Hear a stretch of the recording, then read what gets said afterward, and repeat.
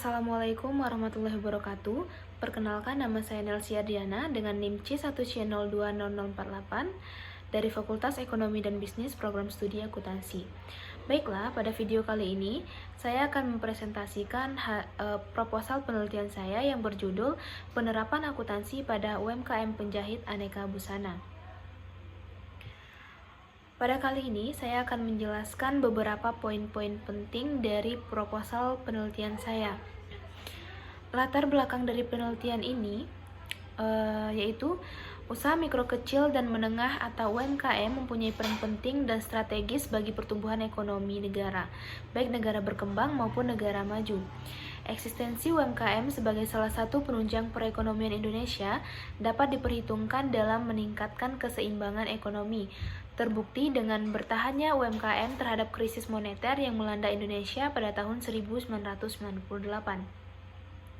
Pada saat itu, bahan baku impor meningkat secara drastis yang menyebabkan usaha besar melakukan PHK dan mengalami kebangkrutan. Sektor perbankan ikut terpuruk dari sisi permodalan untuk sektor industri karena nilai tukar rupiah terhadap dolar yang berfluktuasi. Peran aktif UMKM pada era krisis mampu menciptakan lapangan pekerjaan sehingga dapat berfungsi sebagai katup pengaman permasalahan tenaga kerja di masa krisis. UMKM terbukti tangguh bertahan karena pelakunya bersandar kepada sumber daya lokal sehingga memiliki ketahanan yang kuat. Praktek akuntansi keuangan pada usaha kecil menengah atau UMKM masih rendah dan memiliki banyak kelemahan. Kelemahan itu diantaranya antara lain disebabkan rendahnya pendidikan, kurangnya pemahaman terhadap standar akuntansi keuangan atau SAK dari manajer pemilik, dan tidak adanya peraturan yang mewajibkan penyusunan laporan keuangan bagi UKM. Menurut Wahdini dan Suhairi tahun 2006. Ikatan Akuntan Indonesia atau IAI telah menerbitkan standar akuntansi keuangan untuk entitas tanpa akuntabilitas publik atau SAK ETAP pada tanggal 12 Juli 2009 dan berlaku efektif pada 1 Januari 2011. Diterbitkannya SAK ETAP bertujuan untuk diimplementasikan pada entitas tanpa akuntabilitas publik. Entitas tanpa akuntabilitas publik merupakan entitas yang tidak signifikan dan menerbitkan laporan keuangan untuk tujuan umum General Purpose Financial Statement bagi pengguna eksternal, menurut IAI 2009. Penjahit Aneka Busana beralamat di Jalan Lintas Sumatera, Kelurahan Dusun Bangko, Kecamatan Bangko, Kabupaten Merangin merupakan salah satu usaha kecil menengah UMKM yang dimiliki oleh Bapak Afrizal sejak tahun 2010. Penjahit Aneka Busana beralamat di Jalan Lintas Sumatera, Kelurahan Dusun Bangko, Kecamatan Bangko, Kabupaten Merangin, merupakan salah satu usaha kecil menengah atau UMKM yang dimiliki oleh Bapak Afrizal sejak tahun 2010. Penjahit Aneka Busana banyak mendapat borongan baju, seragam sekolah, dan seragam pemerintahan. Berdasarkan wawancara dan observasi, penjahit Aneka Busana memiliki permasalahan dalam hal pengelolaan keuangan dalam usahanya. Maka dari itu, penerapan akuntansi menjadi salah satu komponen yang mutlak yang harus dimiliki oleh usaha mikro kecil menengah UMKM seperti penjahit Aneka Busana jika ingin mengembangkan usahanya. Begitu pula dengan SAK ETAP sebagai suatu standar yang mengatur pembuatan laporan keuangan untuk usaha kecil dan menengah atau UMKM. Keberadaan SAK ETAP seharusnya menjadi suatu hal yang sedikit banyak diketahui dan diterapkan dalam laporan keuangan usaha kecil dan menengah UMKM. Baiklah, adapun rumusan masalah dari proposal penelitian saya, yang pertama, apa yang harus dilakukan penjahit Aneka Busana untuk menerapkan akuntansi pada usaha ini? Yang kedua, kendala apa yang dihadapi penjahit Aneka Busana untuk menyusun laporannya? Yang ketiga, bagaimana rancangan penerapan SAK ETAP pada usaha mikro kecil dan menengah atau UMKM, khususnya penjahit Aneka Busana? Selanjutnya, adapun tujuan dari penelitian proposal penelitian saya, Yang pertama, untuk menerapkan akuntansi pada usaha penjahit aneka busana. Yang kedua, untuk mengetahui kendala-kendala apa saja yang dihadapi oleh penjahit aneka busana dalam menyusun laporan keuangannya. Yang ketiga, untuk membantu pelaku bisnis usaha kecil dan menengah atau UKM dalam memahami pentingnya penerapan akuntansi pada usaha, khususnya pengelolaan penjahit aneka busana. Selanjutnya, adapun manfaat dari proposal penelitian saya. Yang pertama, yaitu bagi penulis, memberikan pemahaman tentang rancangan penerapan SAK ETAP untuk usaha kecil dan menengah atau UKM. Yang kedua, memberikan kontribusi yang bermanfaat bagi perusahaan dalam menyusun laporan keuangan berdasarkan SAK ETAP yang diharapkan berdampak pada pengembangan usaha. Yang kedua, manfaat dari penelitian ini bagi usaha. Yang pertama, sebagai bahan masukan atau sumbangan informasi terhadap pihak perusahaan mengenai penerapan SAK ETAP pada UKM. Yang kedua, sebagai bahan informasi kepada akademisi dan masyarakat mengenai penerapan SAK ETAP pada UKM. Selanjutnya, saya akan menjelaskan landasan teori dari proposal penelitian saya. Yang pertama, definisi akuntansi. Secara umum, akuntansi terdiri dari 3 kegiatan yang mendasar, yaitu identifikasi, pencatatan, dan pengkomunikasian peristiwa ekonomi suatu organisasi kepada pihak yang berkepentingan, menurut Kieso-Weigen dan Werfeld 2016. Sedangkan menurut Kartika Hadi 2015, akuntansi adalah suatu sistem informasi keuangan yang bertujuan untuk menghasilkan dan melaporkan informasi yang relevan bagi pihak yang berkepentingan. Poin yang selanjutnya yaitu siklus akuntansi. Kegiatan-kegiatan dalam siklus akuntansi ini adalah: yang pertama, menganalisis bukti dari transaksi.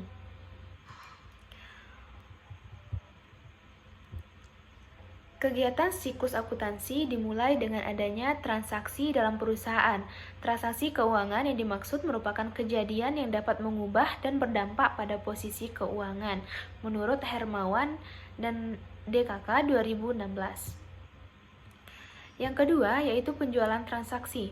Jurnal merupakan buku catatan kronologis terhadap transaksi atau peristiwa keuangan di suatu unit usaha.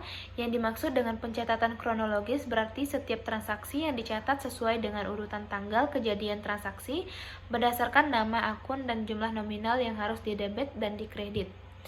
Yang ketiga, memposting akun ke buku besar. Kegiatan memposting akun ke buku besar merupakan kegiatan yang memindahkan akun jurnal di debit dan kredit ke akun buku besar berdasarkan nama akun masing-masing. Yang keempat, mempersiapkan neraca saldo. Kegiatan pengikhtisaran saldo akun menghimpun saldo akun yang terdapat dalam buku besar ke dalam suatu laporan yang dikenal sebagai neraca saldo. Yang kelima yaitu jurnal penyesuaian. Jurnal penyesuaian adalah tempat pencatatan data-data transaksi yang tertentu pada akhir periode untuk menyesuaikan jumlah saldo yang terdapat dalam tiap akun terhadap saldo yang sesungguhnya pada akhir periode akuntansi. Yang keenam yaitu mempersiapkan kertas kerja. Tahap berikutnya adalah memasukkan saldo-saldo dari buku besar atau catatan yang disebut dengan neraca lajur. Yang ketujuh yaitu mempersiapkan laporan keuangan. Laporan keuangan yang disajikan UMKM menurut Standar Akuntansi Keuangan EMKM 2016 minimal terdiri atas laporan posisi keuangan pada akhir periode, laporan laba rugi selama periode, dan catatan atas laporan keuangan yang menjelaskan tentang tambahan dan rincian pos-pos tertentu yang relevan. Yang kedelapan, jurnal penutup. Pada akhir periode akuntansi, semua akun nominal harus bersaldo 0 untuk siap digunakan dalam mencatat transaksi periode akuntansi berikutnya. Yang kesembilan, mempersiapkan neraca saldo setelah penutupan dan jurnal pembalik jurnal. Pembalik sifatnya opsional yang dapat didefinisikan sebagai jurnal yang dibuat pada awal periode akuntansi untuk membalik jurnal penyesuaian tertentu seperti pendapatan yang masih harus diterima, beban dibayar di muka, beban yang harus dibayar dan penghasilan diterima di muka. Yang ke-10, memulai siklus akuntansi baru. Selanjutnya, adapun komponen dari laporan keuangan ini, menurut PSAK 1 Revisi 2015, laporan keuangan merupakan bagian dari proses pelaporan keuangan. Laporan keuangan yang lengkap dapat meliputi neraca, laporan laba rugi, dan laporan perubahan posisi keuangan, catatan, dan laporan lain, serta materi penjelasan yang merupakan bagian integral dan laporan keuangan.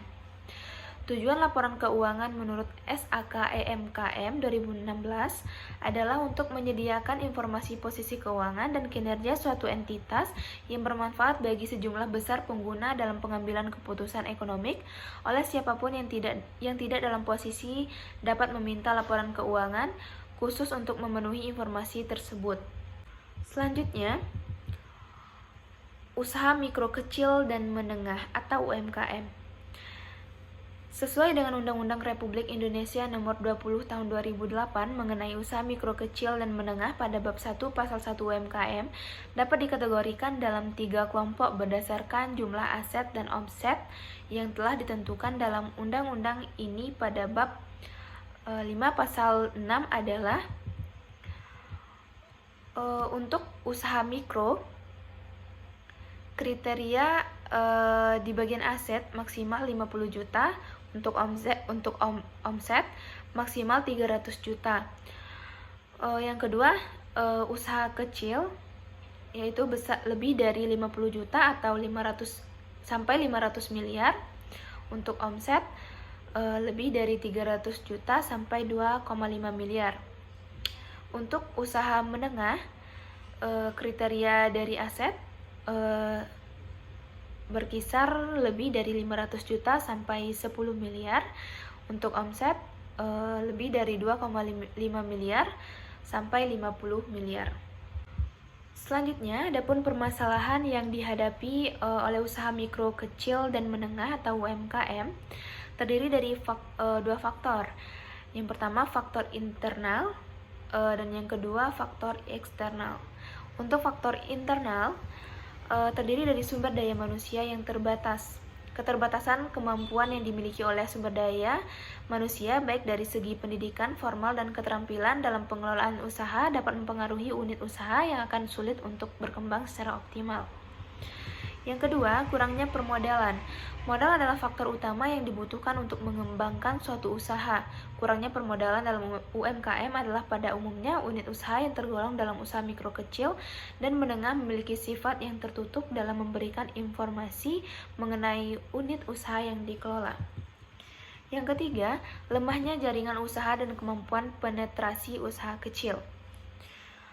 Kemudian, selanjutnya untuk faktor eksternal, yang pertama, keterbatasan sarana prasarana usaha.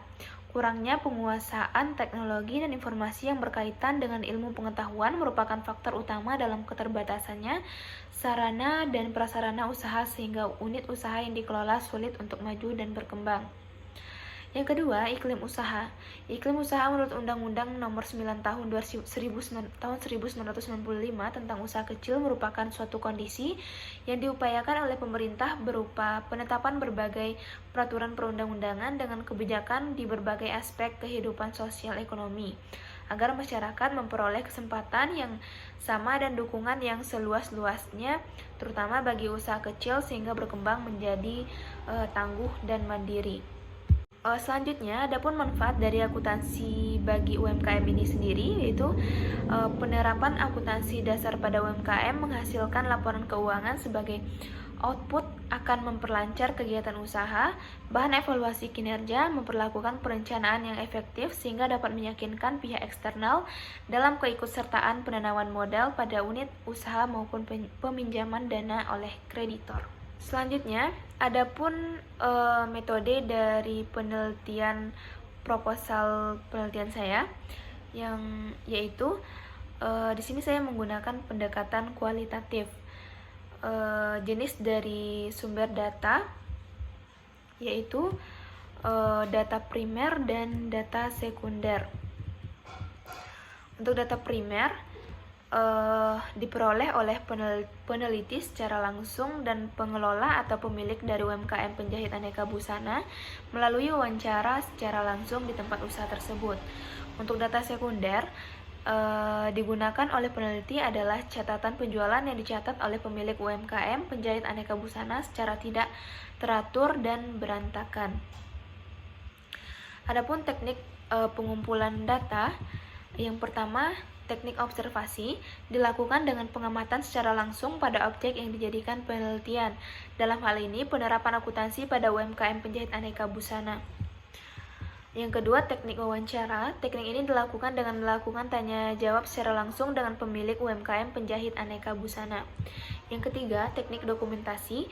Teknik ini dilakukan dengan cara melakukan pencatatan data-data sekunder untuk mendapatkan data yang mendukung atas penelitian ini. Baiklah, mungkin hanya itu yang dapat saya sampaikan dalam proposal penelitian saya. Lebih dan kurangnya mohon maaf. Saya tutup dengan wassalamualaikum warahmatullahi wabarakatuh.